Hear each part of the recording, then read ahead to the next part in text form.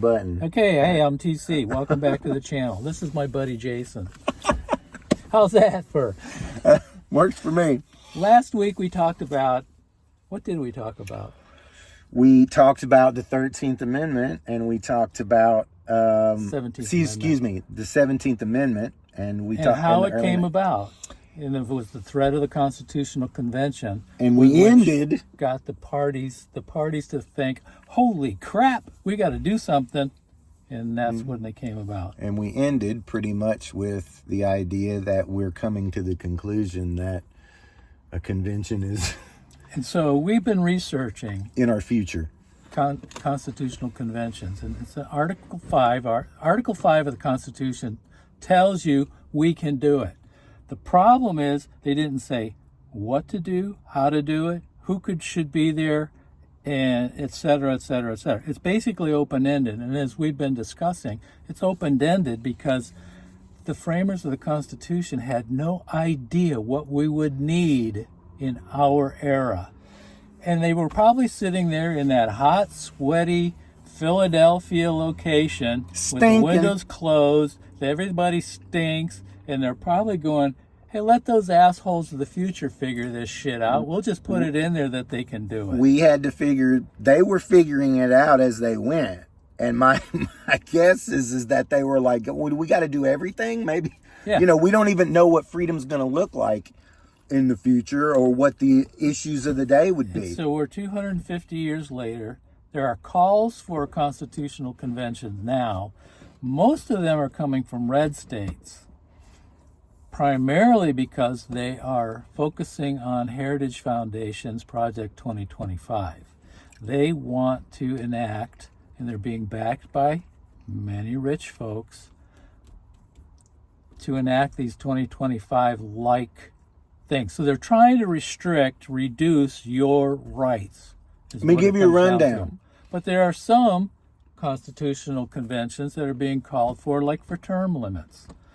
Let me give you a rundown. There's 19 states that have already passed whatever it's called, petitions or College Congress of States. 19 states, their state legislatures have already passed their call for a convention. There are 8 to 10 states that have legislation in discussion, which means potentially 27 to 29 states. 34 are necessary for a convention to be called, and it takes 38 to ratify anything that would be decided upon at the convention. So last week we said, we might be closer than we think.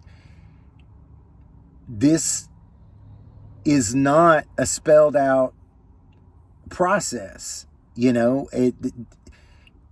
There are people.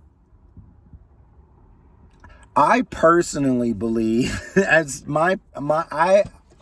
I personally believe that there's not many people, regardless of where they come from, there are not many people that are going to go into that room and argue against their children's rights. I disagree. I think that the conversations that happen in legislative bodies are about legislation. They're about some bill that has pork in it that somebody doesn't like, or that have some social connotation that somebody doesn't like. Those are not the issues that are going to be being argued in this room. What can be prevent what I fear would happen is that the delegates to these conventions are selected by the people. And what I mean is, we could sit here and offer suggestions. For instance, we think a lawyer needs to be there. Well, who's the most qualified lawyer from every state? I'm going to say the Attorney General. Now, would the Attorney General say, hey, I can't do this because I got my own job to do? Well, I hate to tell you this, but you really want to miss out on being part of the Constitutional Convention? Really? I'm for a big format. I think that, part of the problem that they had for 20 plus years in the early 1900s was they only had the one issue. They were only calling for the one issue, which could be fixed by an amendment, which they did. They forewent the convention by just passing an amendment. I think if you have 17th Amendment yeah. back in the early 1900s. I think if you have a large agenda of discussion that eliminates Congress's, or at least it makes it more difficult for Congress just to forego the convention and pass an amendment. I think we've long since foregone this process. You know, the framers left it to us. They left it to us to inherit and figure out for our posterity. And I think all of us, I don't care what side of the fence you park your caboose on, I think we all can agree that the government has issues. You know? Well, as we've talked about, love him or hate him, Donald Trump has been one of the most what's the word I'm looking consequential. for? He's a consequential president. Consequential presidents. We have had presidents in the past, starting probably with Reagan, and certainly with Johnson, and Nixon, and Nixon. Yeah, we could. The Bushes certainly, who have chipped away at what the norms FDR had set up as to help the people, and then the norms of our society and of our government. We've had plenty of presidents willing to dance around the norms and this is probably okay, and that's, and bend the rules here and there until you end up, what that leads to is eventually you're going to come up to a person that was willing to lace up their shoes and run past all of those norms. Which Donald Trump has done. Certainly. And we owe him a shit ton of thanks for exposing all of the flaws that Band-Aids have been keeping together clearly for the last, however many decades. We now need to fix it. Look, all of that stuff.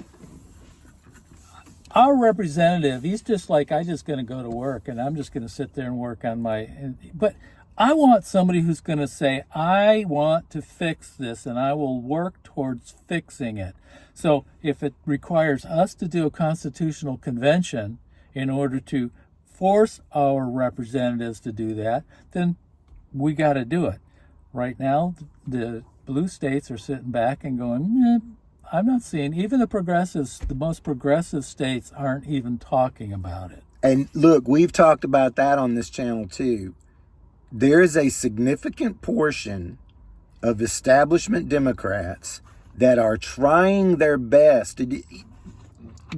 Everybody thinks that they look like deer in the headlights right now because they don't know what to do. Well, that's true, but the reason they don't know what to do is because of the goal they're trying to accomplish. They're trying to get back to that form of legalized corruption that we had pre-2016.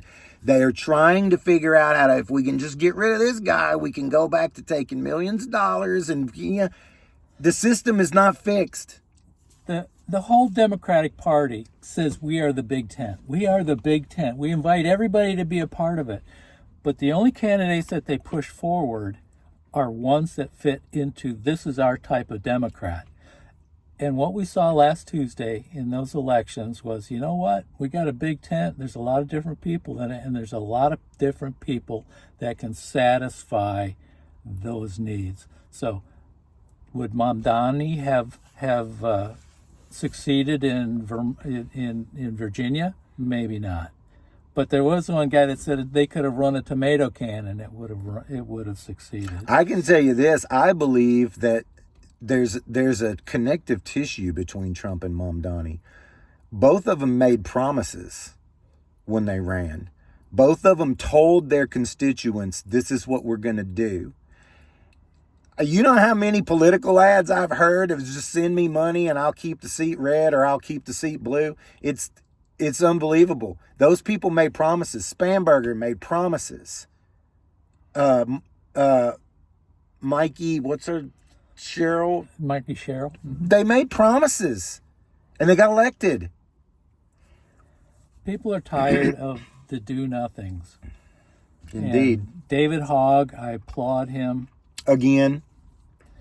Trying to get... Now, let's get back to the convention part. Yeah. But our problem here is that this stuff is so complicated.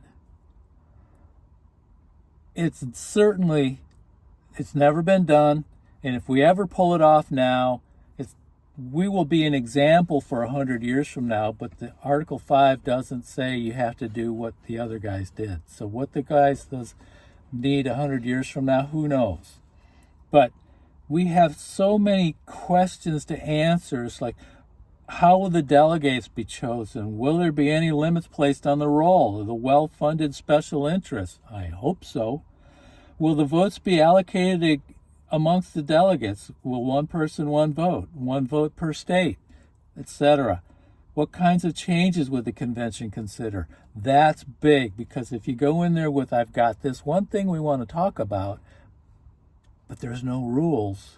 Here again, a large agenda helps with that, because even though the agenda is large, you have a lot to focus on and you can time out. Instead of, if you go in there with one thing, you can bring up whatever. Going in with a large agenda lets everybody know up front, our time is going to be consumed by this. And here's this stuff I'm reading is from Common Cause. Their last question, I think, is foolish. It says, will the convention start with the U.S. Constitution or write an entirely new document? Well, guess what? There's nothing wrong with our Constitution as it sits. It's the system just needs maintenance. And we need to take it in for the oil change if you want to, The beauty of the filters, Constitution is not that it's perfect. It's that the people who wrote it recognized that they weren't perfect, and that nobody can rise to that bar. They left it to us to sort things out that needed to be sorted. That's the beauty of that document. I saw a clip from a movie today, and it was Joe Pesci, and I think it was in a movie called With Honors, and he is departing a class at Harvard University and makes a wonderful comment about the Constitution and the framers. And I'm not going to quote it here, but maybe we will next week. Yeah. But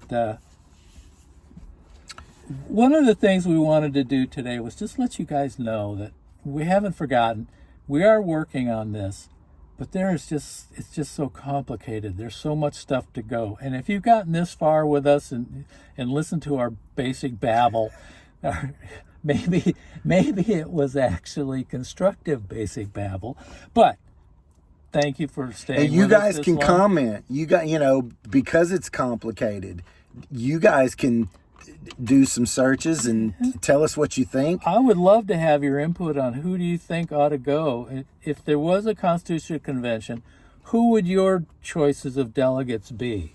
And like I said, I think the attorney generals of each state, because they are elected officials, they supposedly represent their people, their attorneys, and we're going to need some attorneys in there. I think it would be useful to have some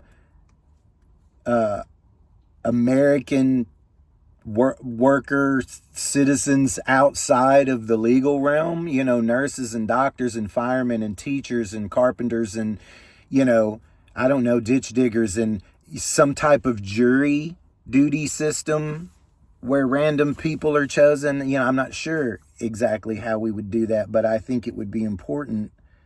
Do we want a professor? Yeah, I don't know. I think you just complicated it. It could be. It's just way too complicated. At any rate, there's lots to discuss about it, and there's lots to, figure out about it. So but please, but it what's your seems input? inevitable. We don't. Truthfully, I feel like anyway at this point, we don't want any one group of states just getting past the threshold of 34. It's time. all 50 states needs to get on board with this. All 50 states. That's the mission. That's the goal. You know, you can go to constitutionofthestates.com and see what the list of states are and who's participating in some kind of way and who's not. But I don't think there's any election that's going to fix this problem. No. And I don't think there's any single amendment, that's going to fix the growing pains that we are going through, the neglection. And here again, I'm taking responsibility. We've neglected this document. We've neglected the maintenance manual. And that's the point we're hammering home. And it doesn't mean that we don't think, you know, we started all of this talking about how a third party would make a difference. I still believe that. I still believe that mathematically it increases our rights and it limits their authority. And I think that we should still be trying to move towards that. But it could be that a convention is how we get there. I don't know. What about you? I'm sorry, my Johnny Carson. What was that guy? I see it's Funkin' Wagnall's front porch. Oh, no. Anyway. Well, listen, y'all. If you made it this far, thanks. Like, subscribe, leave a comment. Please share this media. And next week, I'm not sure what we'll talk about. Man, I think we're going to have to continue on this. Yeah, well, this for sure. But I mean, have to. Specifically, I don't know yet. Well, we're still researching. There's just so much stuff. It's a lot of open-ended business. Yep. But anyway, Thank we'll you. talk about it next week. See y'all.